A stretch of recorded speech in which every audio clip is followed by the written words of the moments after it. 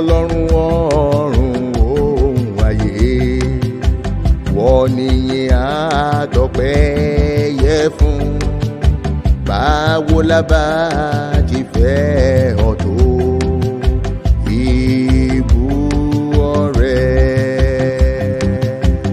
ìbú ọ̀rẹ́, oníbú ọ̀rẹ́, ìbú ọ̀rẹ́. Báwo ni o, báwo la bá ti fẹ́ ọ tó, ìbú ọ̀rẹ́.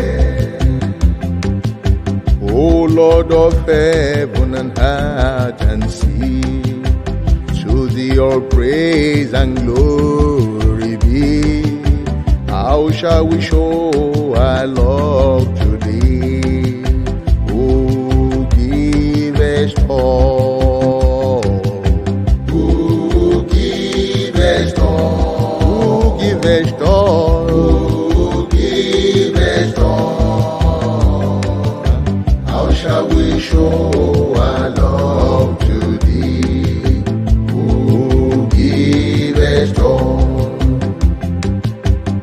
Òrun ti ràn àtàfẹ́fẹ́, gbogbo eweko ṣọpẹ, wọ́n ló mú irugbin dara. Ibú ọ̀rẹ́, ibú ọ̀rẹ́ o, ibú ọ̀rẹ́, oníbú ọ̀rẹ́, ibú ọ̀rẹ́. Wọ́n ló mú irugbin dara. Ibú ọ̀rẹ́. That golden sunshine vernal air, sweet flowers and fruits thy love declare. When harvest reaping thou art there, who givest all, who givest all, who givest all, who givest all. When harvest reaping thou who givest all, who givest all.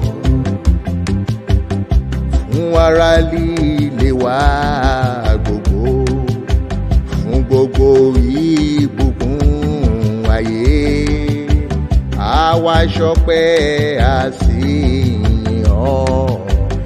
Ìbú ọ̀rẹ́, oníbú ọ̀rẹ́ o, ìbú ọ̀rẹ́.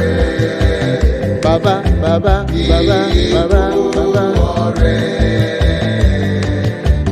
Àwa ṣọpẹ àsìyìn ọ́.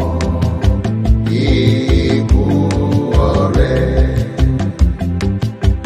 For peaceful homes and healthful days, for all the blessings at this place, we hold thee thankfulness and praise.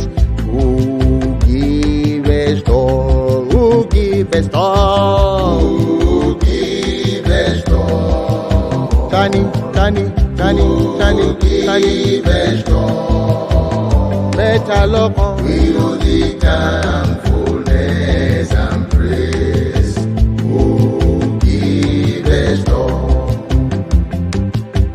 Ó kojú wa lè ọmọ rẹ̀, ó fi fún ayé ẹ̀ṣẹ̀ yìí, pẹ̀lú rẹ̀ lọ́fẹ̀ẹ́ lóhùn fún wa, lóhùn gbogbo, lóhùn gbogbo, lóhùn gbogbo.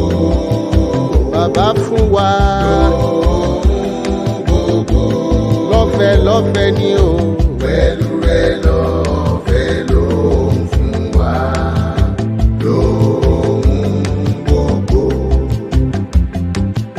Thou didst not spare thine only Son, but givest him for a world undone, and freely with that blessed one, thou givest all, thou givest all. Thou givest all. That blessed one. Thou givest all. Freely I'm freely with the blessed one. Thou givest all.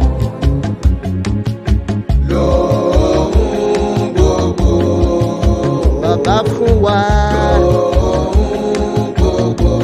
Lọ́fẹ̀ẹ́ lọ́fẹ̀ẹ́ ni o.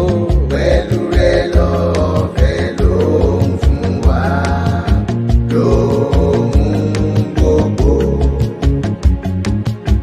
Thou givest all. That blessed one. Thou